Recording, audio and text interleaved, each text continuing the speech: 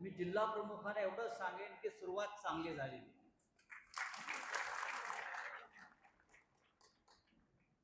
निवडणुका नाहीत, निवडणुका होऊन गेलेल्या आहेत. विधानसभा झाल्या, लोकसभा आधी झाल्या, नगरपालिका झाल्या, जिल्हा परिषदा व्हायच्या आहेत. त्याच्यामुळे आपल्याला पुढलं 2.5-3 वर्ष हे फक्त संघटना बांधणीचंच काम करायचं, पक्ष बांधायचा. हिंदू हृदय सम्राट शिवसेना प्रमुख बाळासाहेब ठाकरे यांची शिवसेना ही आपल्याला पुन्हा त्याच गतवैभवाला न्यायची आहे आणि त्यातून त्या मेळाव्याची ही सुरुवात. ज्या पद्धतीने निवडणुका झाल्या हे काय सांगतायत तुमचे इकडले भिके पाटील, हे लवकरच भिकेला लागणार आहे. भिके पाटील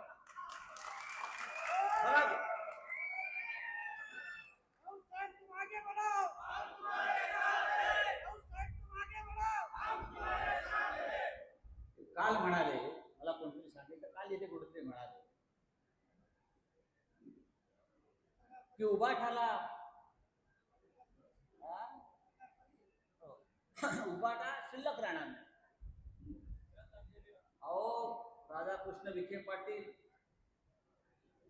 याच उबाठानं तुम्हाला आधी मंत्री केलं होतं. विखे पाटील, याच उबाठानं तुमच्या वडिलांना केंद्रात मंत्री केलं होतं. अनेकाच वेळेला बाप लेकांना मंत्री करण्याचा विक्रम हा या शिवसेनेने आणि उद्धव ठाकरे यांनी केला.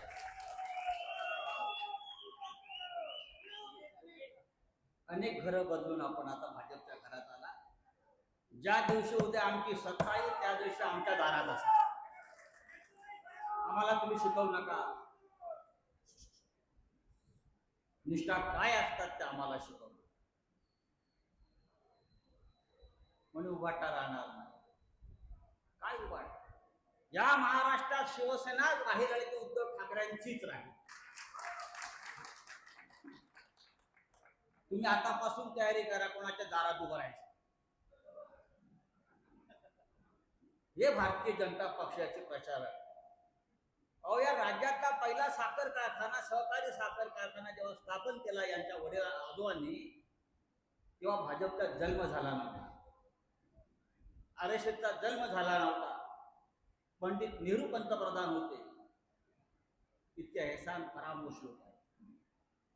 हे भाजपच्या पालख्या वाहत आहे, महाराष्ट्र द्रोह्यांच्या पालख्या वाहत आहे. जे महाराष्ट्राच्या मुळावर आलेले आहेत त्यांच्या पालख्या, जे मराठी माणसाचे शत्रू आहेत त्यांच्या पालख्या वाहत आहेत. आणि आम्हाला सांगताय आम्हाला संपवणार. अनेक पक्ष आले आणि गेले, अनेक नेते आले आणि गेले. शिवसेना ही 4 अक्षर अजरामर. अरे एखाद दुसरा पराभव झाला म्हणून खचून जाणारे आम्ही नागेवतो पक्षात. शिवसेनेनं विजयापेक्षा जास्त पराभव पचवलेला आहे. विजय येतो आणि जातो, सत्ता येते आणि जाते.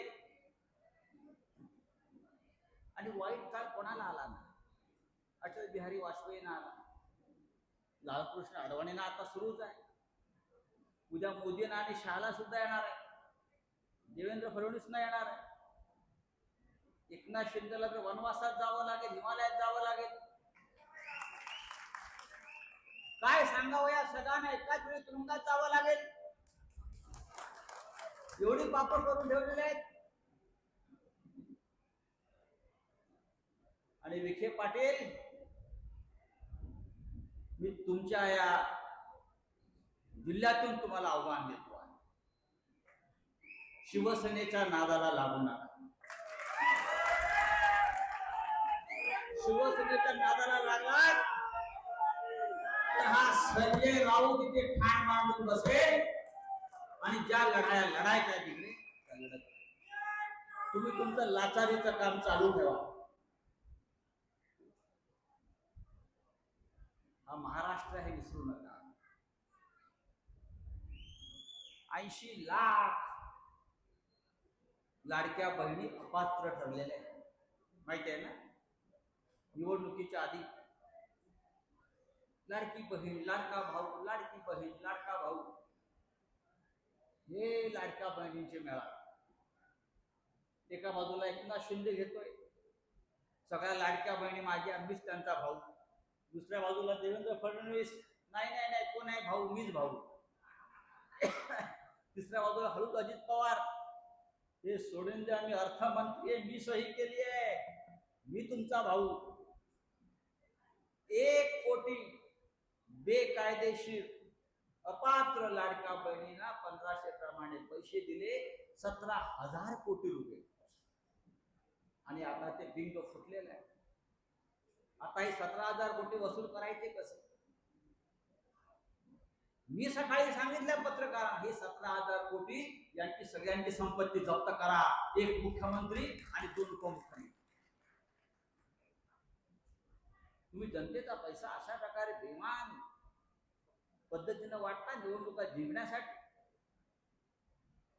17,000 कोटी काही सोपी रक्कम? मुळात ती निवडणूक रद्द केली पाहिजे. अशा प्रकारे बेकायदेशीरपणे अपात्र मतदारांना पैसे वाटून तुम्ही निवडणूक जिंकलेली आहात. तुम्ही लोकशाहीशी आणि भारतीय संविधानाशी गद्दारी केली. ही सगळी निवडणूक जी झाली, ही निवडणूक आयोगानं रद्द केली पाहिजे आणि महाराष्ट्रामध्ये पुन्हा विधानसभेची निवडणूक व्हायला पाहिजे. अशा प्रकारचा मोठा अपराध या ठिकाणी झालेला आहे. मित्रांनो, हा जिल्हा अत्यंत महत्वाचा आहे. एकेकाळी या जिल्ह्यातून आपले आमदार सुद्धा निवडून जात. 20 वर्ष आपला खासदार या भागातून निवडून येतो. खासदार येतात, खासदार जातात, पण शिवसेनेचा खासदार हे मेडल मात्र कायम असतो. पण आपल्याला आमदार पाहिजे, आपल्याला जिल्हा परिषदेचे सदस्य पाहिजे, आपल्याला या भागातून पुढल्या काळासाठी किमान 4 आमदार निवडून आणण्याची ताकद आपण निर्माण केली पाहिजे. ही ताकद आहे. जनतेमध्ये आजही शिवसेना लोकप्रिय आहे. या भागातल्या जनतेमध्ये आजही बाळासाहेब ठाकरेंना त्यांच्यावर श्रद्धा ठेवून काम करणारा शिवसैनिक आणि जनता आहे. जिद्दीने आपण काम करणारे लोक आहोत. नवीन फळी कार्यकर्त्यांची उभी राहिली. कोणी गेलं सोडून म्हणून पक्ष थांबलेला नाही, पक्ष थांबत नाही. फक्त आपल्यामध्ये आता काम करण्याची इच्छा निर्माण व्हायला पाहिजे. आणि मला खात्री आहे की सर्व संकटांशी मुकाबला करून जो पक्ष गेले अनेक वर्ष, 60 वर्षापेक्षा जास्त काळ एका जिद्दीनं आणि तडफेनं उभा आहे, तो पक्ष असा कुणाला सहज संपवता येणार. शिवसेनेच्या वाटचालीमध्ये 60 वर्षाच्या वाटचालीमध्ये छगन भुजबळ आले आणि गेले, नारायण राणे आले आणि गेले, एकनाथ शिंदे सुद्धा गेले, ते परत कायमचेच जाणार आहेत जिथं आहेत तिथून. पण हा पक्ष शिवसेना,